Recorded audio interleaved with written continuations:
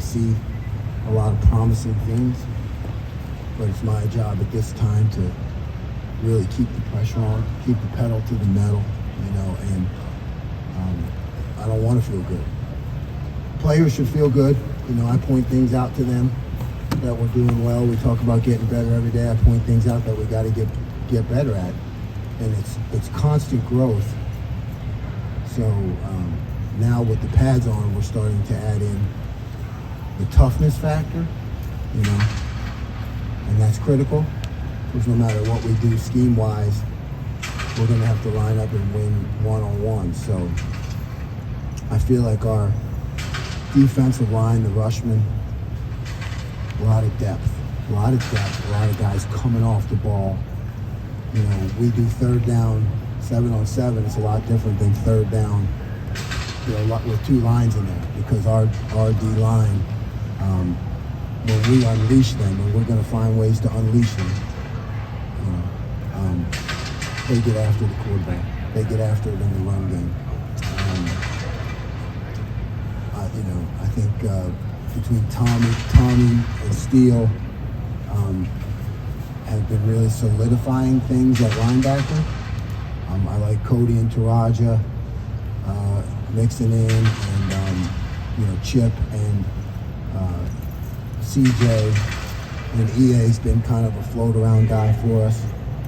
I feel like we have potential there for depth, but still developing. D-line is they're in and out, back and forth, and it really doesn't matter who's in there. We're aggressive and attacking.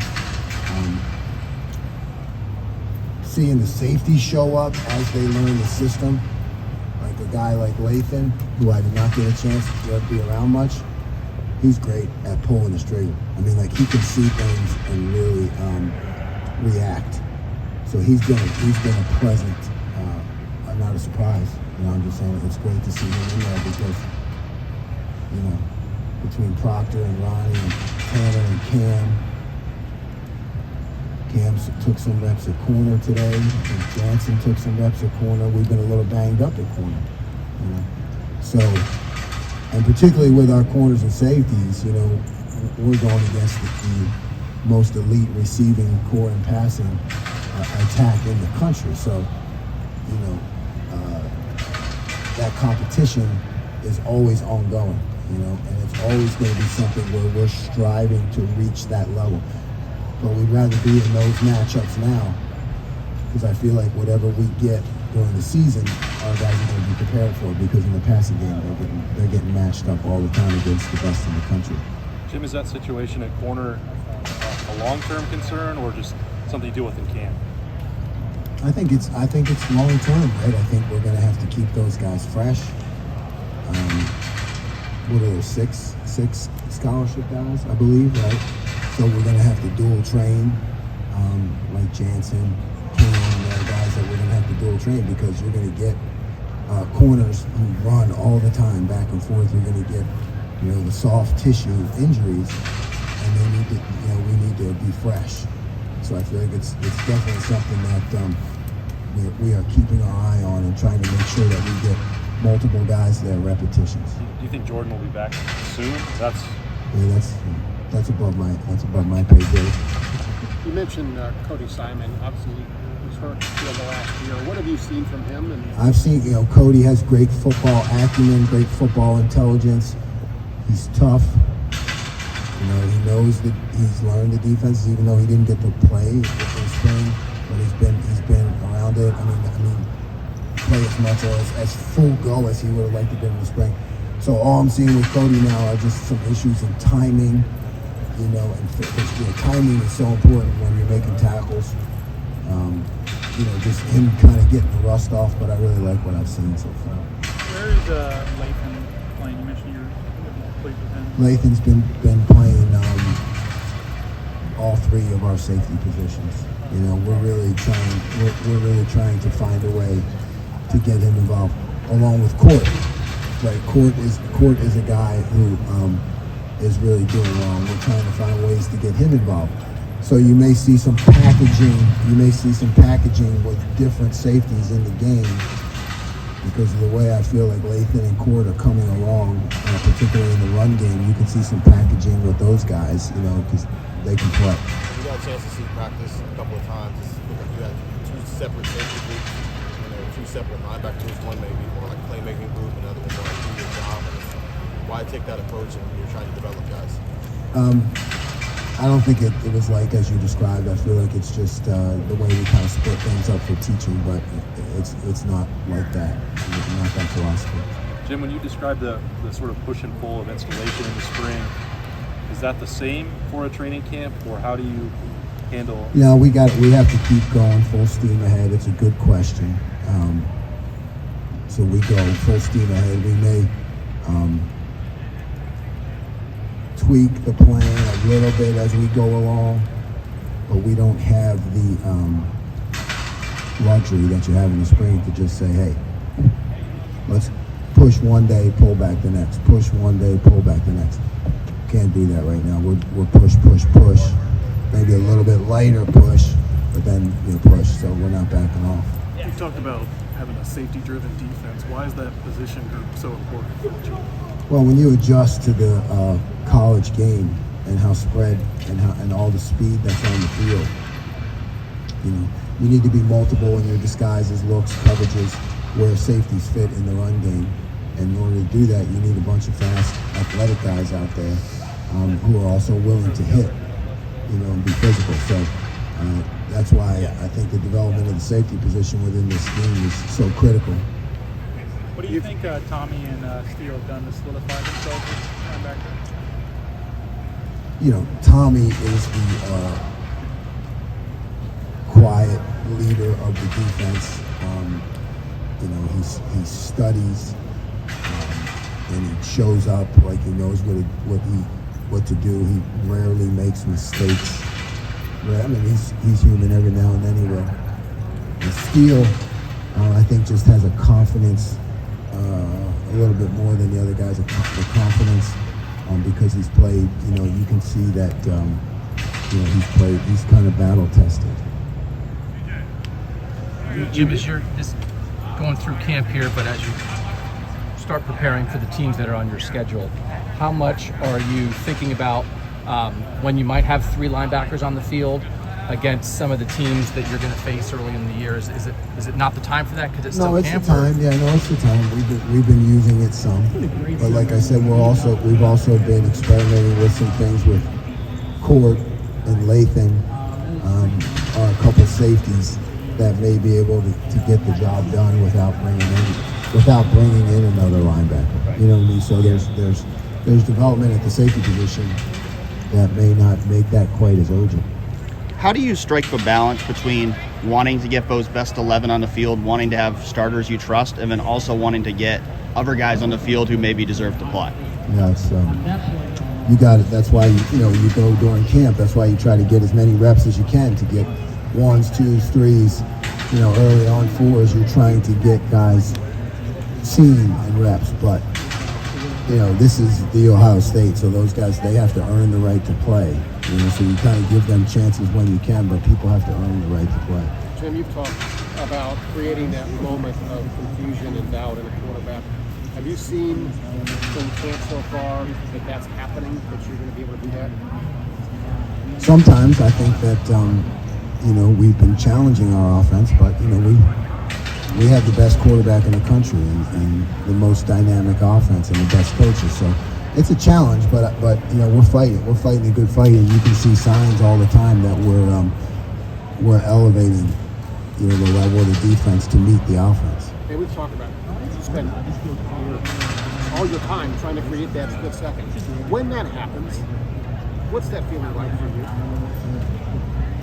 Typically I am watching the coverage during that time, so I'm not as focused on the pass rush unless it's a blitz or something. But if it's just our 4-man rush package, Coach Johnson does a great job with that. So I'm focused on the coverage. So it's kind of a cool feeling because you have a mental clock in your head, and then when that kind of tick goes off, you look at the rush and it's just collapsed. We're not hitting our quarterback, but you can see where the pocket's collapsed. Somebody's come clean. But a lot, we'll still let the quarterback scramble and throw the ball, and sometimes they'll make a completion, and then you go back on film and you say, oh, we could have had it, because we're not tackling the quarterback. So that's a good feeling too. But I just like to see the coverage executed enough so that the rush can go home. So that's kind of what I'm more focused on. If you watch that video, who is somebody up front that's really caught your eye this preseason? I mean, obviously y'all haven't practiced real football too much yet. But I'll be honest with you, there are so many of them, it's hard to figure them out, Has anyone taken a stride since the spring in your mind?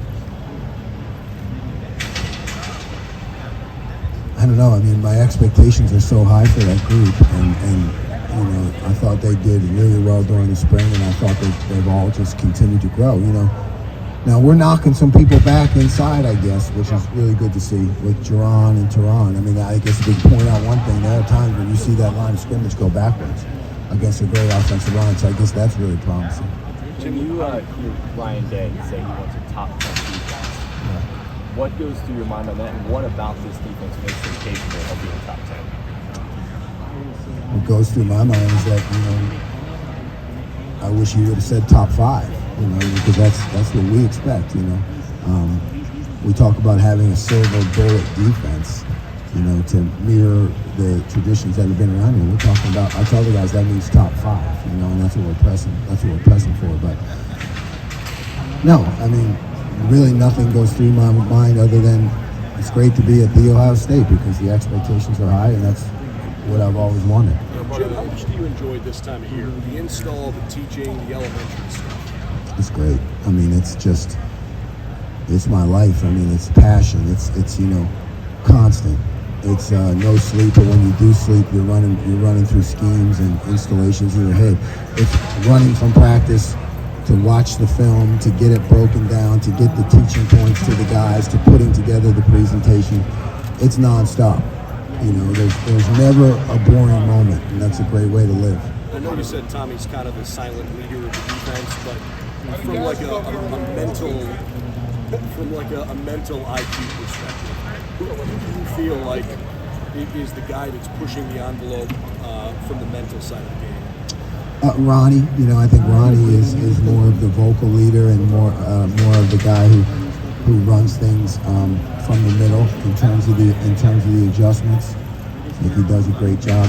Tanner obviously knows the system, so he's helping out. But Tanner from the nickel position is not going to be the guy who really is the major interior, adjuster. That's why we call Ronnie's position the adjuster. So he's starting to really see it and learn it, and be able to get us in the right formation. Why were Cam and Jansen the guys that you looked at corner, and how did they look? No, I just asked. I asked the coaches. The coaches talked about it, and between Perry and Tim, they decided those are guys that have exhibited that kind of foot quickness and speed and athleticism to fit the corner position. And now again, I thought they looked pretty good. I really do. What have just been your impressions of Cam? Because he's a guy that comes in with a pretty interesting background, being a quarterback in high school, and then kind of playing all over the secondary. Yeah, very impressive. I was impressed with him since I first saw him. I think he's got a quickness, he's got a toughness, he's got a mental attitude and fortitude. He's a guy who's a playmaker, and focused, and doesn't get upset, doesn't panic. Makes a play, comes back, makes another one. Doesn't say much, but you can see he's locked in. Like a football awareness, I mean, does it show up in a guy? Oh yeah, he understands everything. I can't remember him really making a mistake at all. He's quiet, but he understands everything. He's always locked in. He's always 100% locked in. Just you talk about a guy like Forrest, seems pretty versatile. He's a linebacker, he's a safety. Is that kind of the ideal guy for you to have depth in your safety? I think it makes a big difference, right? And to have that kind of player makes a big difference because we should be able to adjust with him to bigger sets. Maybe without putting in another linebacker because he can do it. In terms of moving guys between safety and corner, does Perry's recent experience with the cornerbacks coach, does that help making those decisions? Yeah, so you know, they're all together in the back end. We got 2 great coaches and a lot of good guys to help them, and they've all coached, Tim and Perry, they've all coached it all. So they do a great job of really sticking together on it and talking and communicating. Where do you see CJ Hicks grow? CJ, I mean, man, his upside is fantastic. You know, he really has a great quickness and athleticism that you don't see out of many linebackers at that size. So it's just a matter of how quickly can he learn, get himself up to speed, so that he can use those tools. Sometimes when you're thinking too much, you can't use your tools, right? So we'll just keep working with CJ so that he gets it down, so he can really cut it loose. But I think his upside is going to be amazing. I know it's kind of early here, but just early impressions on Sonny Styles. Oh, Sonny's great. Sonny's really been impressive. I mean, he's a guy, again, who studies, learns, always in there. And you know, he ripped the ball out. I mean, he literally ripped the ball out from the running back the other day. You know, playmakers, showing up in the right, picking things up. You know, sometimes you see young guys, and until you ask me, I don't ever remember yelling at him except for positive thing. You know, I don't remember him making a mistake. And for a young guy, that's fantastic. So I think Sonny's going to be great. As a schemer, a guy with that athletic frame and some of the stuff you were just talking about there, I guess, like, what goes off in your head when you're trying to scheme up stuff? Yeah, all kinds of stuff, right? I don't want to put it too much on him yet because I want to get him into the flow. But in terms of the future, it's going to be bright and it's going to be a lot of fun with things we're able to do with him. Does it blow your mind he's supposed to be going into his senior year of high school too? Yeah, I mean, I don't think about it till you bring it up, but it does. That's kind of mind blowing. He has a great maturity, just above his years. Where do you see him settling in at this point? Too soon to tell. He's going to be a secret weapon. Are you still looking at that jack position? You did that a little bit in the spring. Absolutely. Yeah, we're still looking at it. We're working on it. We're doing a lot of different things with it, and it's been great. It's been really. The guys have picked up on it. They love it, and it's been exciting. With Mitchell Melton getting hurt in the spring game, not having him available, have you had to? Yeah, I mean, I really like Mitch at that position. I think he'll be great at it. But we got plenty of depth. We got plenty of depth there without Mitch. How far along are you in terms of overall installation of a defense at this point? 25%. How do you make up 75% in 4 weeks? I mean, it's increasing exponentially daily. That's the go, right? And we don't stop. I know that, in the spring you said you don't want guys tackling to the ground every game. You guys did do tackling in the spring game. Kind of how are you balancing that in camp? Yeah, that's really up to Coach Day. He has the pulse of the team. He's the architect. I'm just a builder. I get to build a good portion of the house, but he knows. So he'll tell us when it's time to tackle, if it's time to tackle. But I would think we'll get a couple shots at it this fall camp. Are you getting to places with this defense and this personnel that you didn't get to at Oklahoma State? I mean, just how early on, yeah, it took me some time to get to where we're at Oklahoma State. We got here and past here where we're at, but I mean we got to this point at the Ohio State much faster than we did at Oklahoma State. Does that force you to adjust as a coach? I mean, is it easier or harder for you knowing that you have these extra pieces? No, I think nothing is easy, but I just feel like it's just more accelerated. You know what I mean? It's like driving 75 or driving 90. You're just going faster. And it's fun. That's for sure. Jim, do you ever marvel that you put something down on paper or on the schematic and X's and O's, it looks like this, but then you get human beings, young guys, to go out and do that, get to that point, but also finish it. You know what I mean? The physical aspect of the game. Is that a little bit humbling, or how would you explain what that feels like to see guys sell out? I marvel at it every day. Every day. That's not the best job in America. Yeah, you can put something down on paper, you scheme it up, and then you go and you watch it work, and immediate feedback. Sometimes you watch it not work, and you beat yourself up. But when you see it work, it's a beautiful thing. Is there such thing as they're tired of being pointed at, as being deficient in any way. You know, they came here as the best players in the country, and they expect to play. You know, they're just soaking it up. They want to be coached. They're like, hey, tell us how to get there. And then their football acumen, really across the board, is great. I mean, they all understand the game and they all understand concepts. Pick them up quickly. What are did you decide whether or not you want to put out a package that has more traditional backers or something where you use a guy like Cork who's a little more versatile? Like what are the merits against doing each of that? How do you decide? Well, I feel like if you have safety in there, then you still look like you're in your base defense, so the offense doesn't know what to expect as much. Strength and honor. But when you substitute, right, now your package becomes limited. You know what I mean? So I think if you keep your base people or some version of it, you have a better opportunity to be multiple. Have you had any guys like the Court kind of function as both a backer and a safety in that kind of way? I mean, I've seen them over the years, but not to Court's level. I think he can be great. You talked about Lathan coming off next year. What about Proctor? Proctor, sky is the limit. He's progressing very rapidly. He's very talented. He could be the best in the country. You know, he has a confidence about him. He's developed it here through his career. You talk to Coach Mick. You know, I talked to Coach Mick a lot about guys when I first got here. You talk to Coach Mick, and this is a guy who really came here one way and is now completely different. And he's like locked in, Iron Buckeye. You know, I mean, so that, you know, that's who you want to be that adjusted.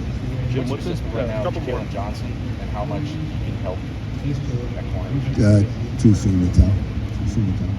Jim, what did Ty Hamilton do to get recognized after the first day of campus? Oh man, he was just making plays all over the field. You know, when you're winning the one-on-ones and you're chasing the ball and you know you see his feet and his get off. You know, he kind of stood out. We talk a lot about Duran and Kylie and Mike Hall. Where does Ty kind of fit in there? You know, he's part of that rotation. I mean, I don't know how to describe it except they're all going to play. They're all going to play a lot. It doesn't matter who's first or second because we just want them to keep coming at the offensive waves. He's as good as any of them.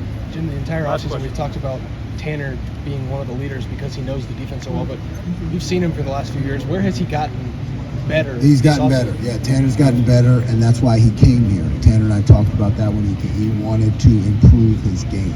So he came here because he's going against the best in the country every day and the best offense, and he's raised his level a lot just by going against those guys every day. That's what he wanted. That's what he and I talked about, that he could benefit from this situation.